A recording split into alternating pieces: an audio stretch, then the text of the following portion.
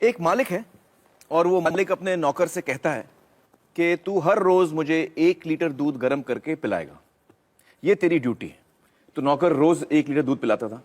कुछ दिन बाद नौकर जो है उस दूध में से 1/4 लीटर दूध खुद पी जाता था और बाकी दूध में पानी मिला के मालिक को पिलाता था। फिर कोई मालिक से शिकायत करता है कि साहब ये जो नौकर आपने रखा है ये दूध में गड़बड़ करता है। तो मालिक ने कहा अच्छा ऐसा है क्या? और उसने नौकर की निगरानी के लिए एक और नौकर रखा। अब 2 नौकर हो गए, तो दोनों नौकरों ने 1/4 लीटर दूध खुद पीना शुरू किया और बाकी दूध में वो पानी मिला के मालिक को पिलाते थे। कुछ दिन बाद फिर मालिक को कुछ लोगों ने कहा कि आपके ये 2 नौकर जो हैं वो दूध में पानी मिला के पिला रहे हैं आपको। तो उसने कहा अच्छा ऐसा है। तो उसने एक और नौकर रखा, बोला इन दोनों पे निगरानी रखो। अब 3 नौकर हो गए, तो तीनों 1/4 लीटर दूध पीते थे, मालिक को 1/4 लीटर दूध में पानी मिला के पिलाते थे। मालिक की तबीयत भी थोड़ी कमजोर होने लगी, थोड़ा वीक हो गया वो। फिर किसी ने कहा कि आपका स्वास्थ्य बड़ा गड़बड़ हो गया है, आप तो बहुत कमजोर होते जा रहे हैं, ये नौकर आपके बड़ा गड़बड़ कर रहे हैं।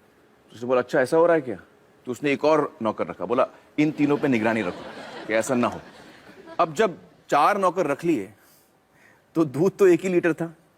थोड़े दिन ठीक मिला, फिर चारों नौकर मिल गए और दूध पीने लग गए। अब मालिक को क्या पिलाएं? तो वो क्या करते थे कि जब मालिक सो जाता था तो जो दूध पे थोड़ी मलाई जमती है ना ऊपर, वो मलाई लेके मालिक की मूंछ पे लगा देते थे। सुबह मालिक उठ के कहते कि बड़ी भूख लग रही है, तुम लोगों ने रात को दूध नहीं पिलाया? तो कहते नहीं नहीं मालिक पिलाया, आपका हाजमा खराब है, आपकी तबीयत ठीक नहीं है। वो कहता क्यों, कैसे? और फिर वो मालिक को आईना दिखाते, कहते ये देखिए साहब अभी भी प्रूफ है। कौन सा प्रूफ है? आपके मूंछ पे देखिए मलाई जमी हुई है।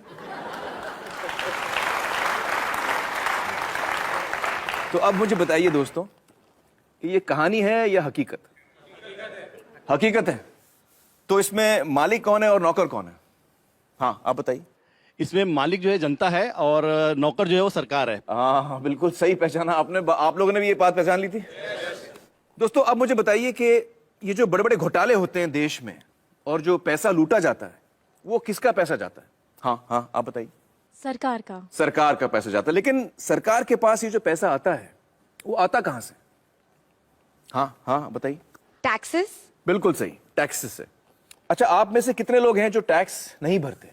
जरा संभाल के जवाब दीजिएगा, इनकम टैक्स डिपार्टमेंट देख रहा है ये शो। बताइए आप में से कितने ऐसे हैं जो टैक्स नहीं भरते? तो कई लोग हैं यहां पर जो टैक्स नहीं भरते। दोस्तों यही सवाल हमने देश में अलग अलग किस्म के लोगों से पूछा और उन्होंने हमें क्या जवाब दिया, आइए देखते हैं। आप टैक्स भरते हैं? टैक्स? किस बात का? टैक्स। मेरे इतना इनकम ही नहीं है कि मैं टैक्स भरूंगा। यहाँ कमाने खाने को तो पूरा नहीं पेट भरता, कहाँ से टैक्स भरूंगा साहब? टैक्स। इतनी कमाई नहीं होती, टैक्स कहाँ से दूंगा? बैंड वाले हमको क्या पता है कि टैक्स क्या होता है? किसका टैक्स है ये?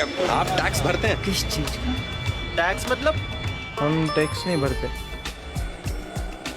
सर ड्राइवर आदमी हो, 10,000 का नौकरी कर रहे हो, उसमें टैक्स क्या भरे? क्या आप लोग टैक्स भरते हैं? नहीं नहीं। काय का भरते टैक्स? नहीं भरते। हम छोटे आदमी लोग नहीं भर पाएंगे, नहीं भरते। अरे पैसा ही नहीं तो टैक्स काहे को भरूंगा? नहीं टैक्स वैक्स मेरे को मालूम नहीं उसके बारे में। टैक्स में नहीं भरता। नहीं टैक्स फिलहाल नहीं भरता हूँ। हम नहीं भरते। नहीं नहीं नहीं नहीं नहीं नहीं।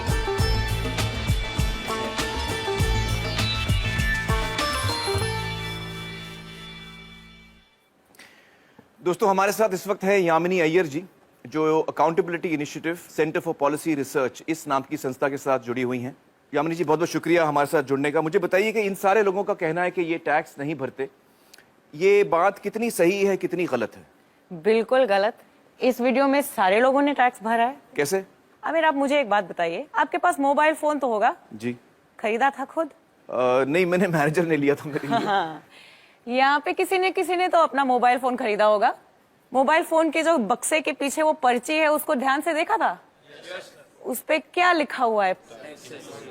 Inclusive of taxes. तो जब मोबाइल फोन खरीदा तो आपने भी टैक्स दिया, सभी ने टैक्स दिया और जब मोबाइल फोन का बिल भी भरते हैं तो उस पे भी टैक्स देते हैं। लेकिन हर आदमी तो मोबाइल फोन नहीं खरीद पाता। मोबाइल फोन को छोड़िए, अगर आप सोचें आपके रोज की जिंदगी में सुबह से लेकर शाम तक जिन सभी चीजों का आप प्रयोग करते हैं वो कहीं से आपने खरीदा तो टैक्स दिया।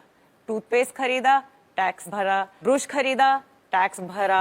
कोम खरीदा, टैक्स भरा। खाने पीने की चीजों पर भी टैक्स पड़ता है। जो कुछ भी पैकेज से आपने खरीदा, चिप्स खरीदा, पैकेज नमक खरीदा या चीनी खरीदा, उस पे टैक्स। दाल खरीदी, उस पे टैक्स। चाय की पत्ती, उस पे टैक्स। तो हर चीज पे टैक्स लगता ही है। जब सभी ने कहा यहाँ पे कि उन्होंने टैक्स नहीं भरा, उनके मन में एक ही सोच था, मेरी आमदनी नहीं है या शायद कम है, जिसकी वजह से मैंने अपना इनकम टैक्स नहीं भरा। बट असल में दो टाइप के टैक्स होते हैं, एक डायरेक्ट टैक्स जिसका एक उदाहरण है हमारा इनकम टैक्स, और दूसरा इनडायरेक्ट टैक्स।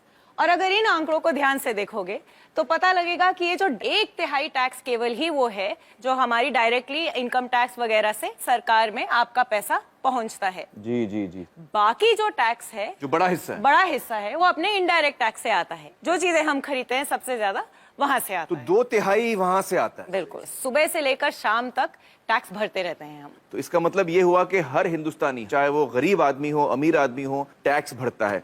बहुत बहुत शुक्रिया यामिनी जी हमसे बातचीत करने का। Thank you so much. Thank you. तो दोस्तों, अब मैं दोबारा आपसे पूछना चाहता हूं कि जब देश में कोई घोटाला होता है और कोई भ्रष्ट नेता या भ्रष्ट अधिकारी सरकार का पैसा लूटता है, तो वो असल में किसका पैसा होता है? हम सब का पैसा जाता है, हम सब का जाता है। बिल्कुल सही। मुझे अक्सर ताज्जुब होता है दोस्तों कि जब भी कोई घोटाले की खबर आती है तो मैं देखता हूं कि लोग बड़ा मजा लेकर उसकी बातें करते हैं, हंसते भी हैं कि यार वो 10,000 करोड़ उड़ा के ले गया, कोई 20,000 करोड़ उड़ा के ले गया। इस दफा जब आप कोई घोटाले की खबर पढ़ें तो ये जानकर पढ़ें कि किसी ने हमारे रोज की मेहनत की कमाई का पैसा लूटा है। अच्छा, मुझे बताइए कि यहां पर कौन कौन है जिनकी पर्सनल वेल्थ यानी खुद की संपत्ति 10 लाख से ज्यादा है? आप हैं 1 2 3 4 5 6 लोग हैं। तो बहुत ही कम लोग हैं यहां जिनको लगता है कि उनकी संपत्ति 10 लाख से ज्यादा है। चलिए दोस्तों, अब हम अपने अगले मेहमान से मिलते हैं, श्री शुभ्रत दास, जो centre for budget and governance accountability इस नाम की संस्था के साथ काम करते हैं। आइए शुभ्रत जी। हमने शुभ्रत जी को जिम्मेदारी दी थी कि ये हमें बताएं कि हमारे देश की संपत्ति यानी हमारी नेशनल वेल्थ कितनी है। बताइए शुभ्रत जी, आपके खोज में क्या सामने आया? आमिर, आपने हमें समय बहुत कम दिया, इसलिए ये आकलन हम लोग पूरा तो नहीं कर पाए हैं। जी। फिर भी 2 बड़े चीजों का आकलन हमने किया है। जी। एक है हाइड्रोकार्बन रिजर्व्स, जी, जिसमें आता है क्रूड ऑयल, नेचुरल गैस, कोल और लिग्नाइट, मतलब कच्चा तेल, कोयला वगैरह। और दूसरा है अदर मिनरल रिसोर्सेज, मतलब खनिज भंडार। कुछ 84-85 अलग अलग तरह के मिनरल रिसोर्सेज हैं, जिसका लगभग आधा हम लोगों ने इस एस्टिमेशन में कवर कर लिया है। आधा ही किया आपने? जी। मतलब जो मैंने आपको काम दिया था वो आप पूरा नहीं कर पाए? उतना ही डेटा मिल रहा है। मैं समझ सकता हूं, मजाक कर रहा हूं मैं। पूरे देश की संपत्ति का अंदाजा लगाने चलें तो उसमें बहुत वक्त लग सकता है। बिल्कुल सही कह रहे हैं आप। और इस वक्त में आप सिर्फ 1.5 चीजों का अंदाजा लगा पाए। बिल्कुल। तो आपके इस अंदाजे में क्या सामने आया? आंकड़ा क्या है आप मुझे बताइए। मैं यहाँ पर आंकड़ा लिखूंगा। काफी बड़ा है, 5,000। 5,000 उससे शुरू कीजिए। अब मैं जब तक आपको ना रोकूं, आप उसमें और 0 ऐड करते जाइए। जब तक ना रोकें आप? जी। अच्छा,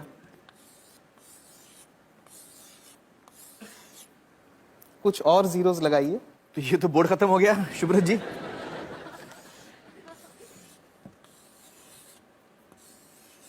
और लगाइए। और लगाओ जी, थोड़ा और, एक और है? एक और। आप सच कह रहे हैं? जी, बस एक और। एक और? जी, एक और लगा दीजिए बस। तो ये कितना बड़ा आंकड़ा है मुझे बताइए आप। ये है 5,000 लाख करोड़ रुपए। 5,000 लाख? 5,000 लाख करोड़ रुपए। 5,000 लाख करोड़ रुपए। मुझे अभी तक समझ में नहीं आ रही है कितना बड़ा फिगर है। अच्छा, हमें बताइए कि हमारे देश की जो आबादी है वो करीबन 120 करोड़ की है।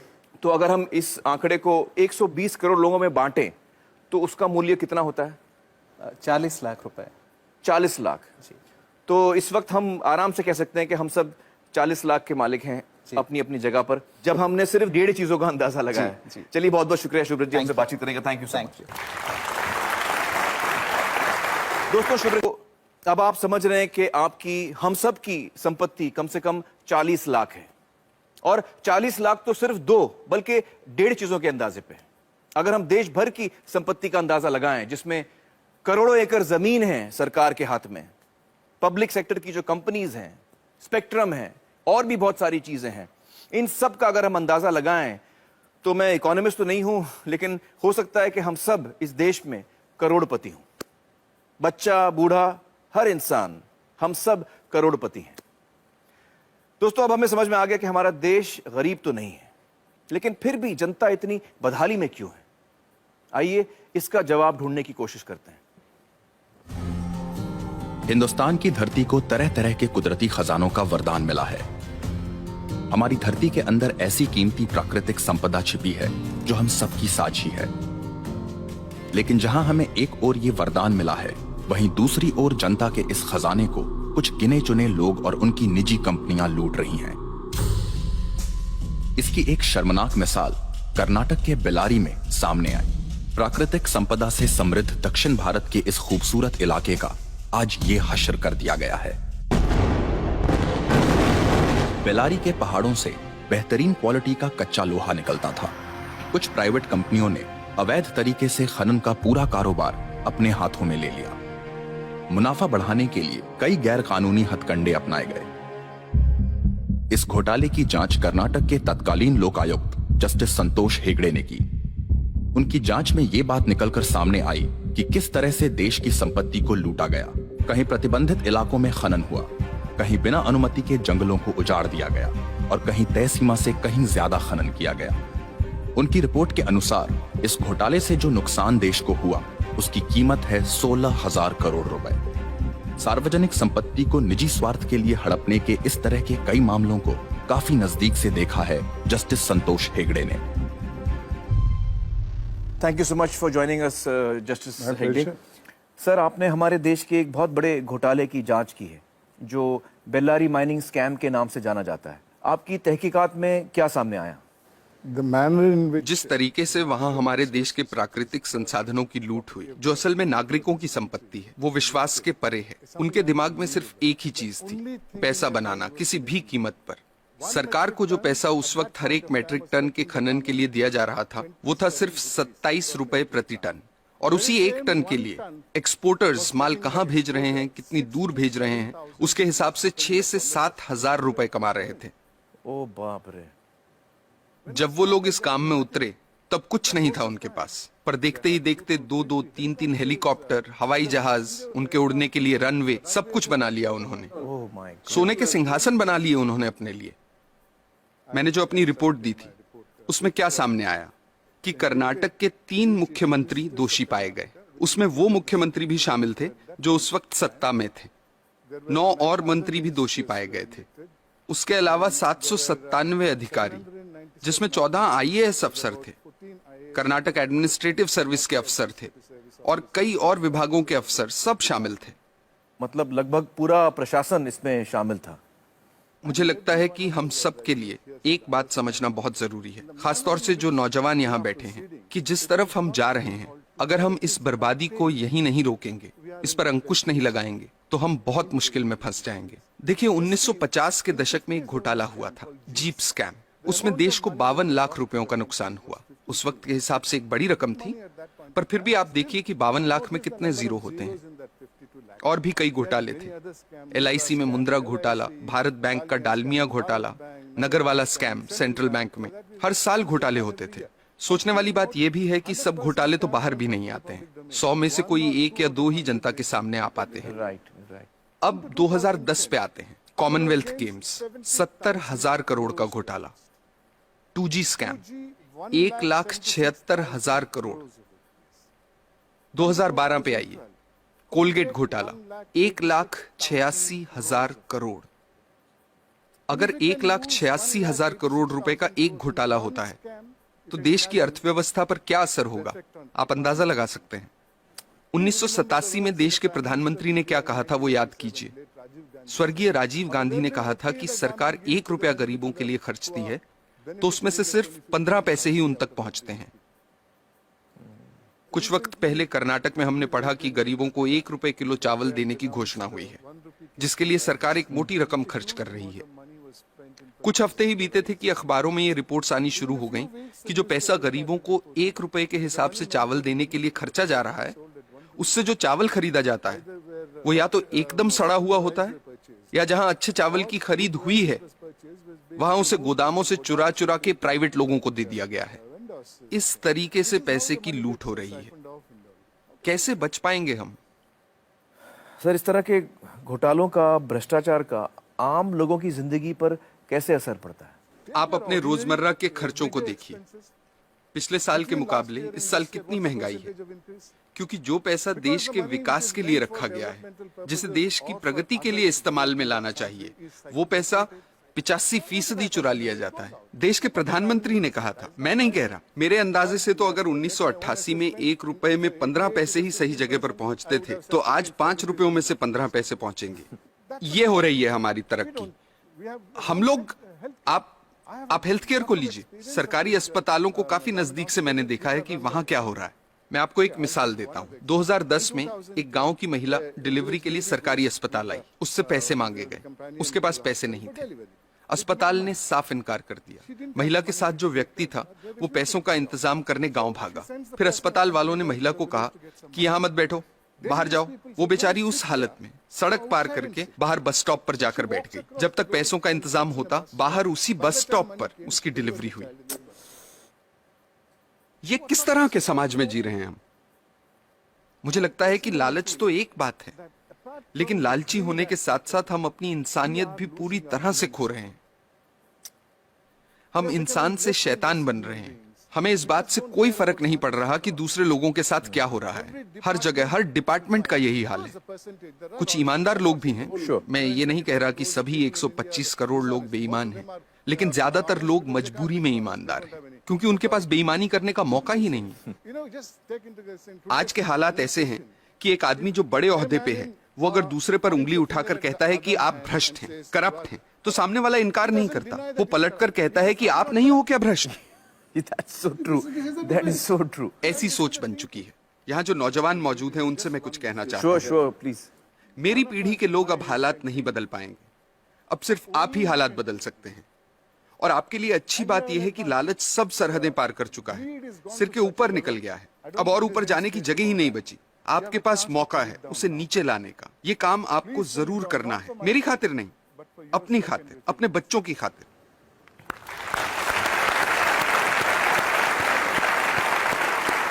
सर, हमें सख्त जरूरत है आप जैसे लोगों की, जो हमारे लोकतंत्र को बचा के रख सकें। बहुत बहुत शुक्रिया हमारे साथ बातचीत करने का। Thank you so much sir. दोस्तों, सोचने की बात है कि जिनके हाथों में हम अपनी संपत्ति की चाबी दे रहे हैं, वो हमारी संपत्ति को कैसे लूट रहे हैं। आपको याद होगा मेरी मालिक और नौकर वाली कहानी।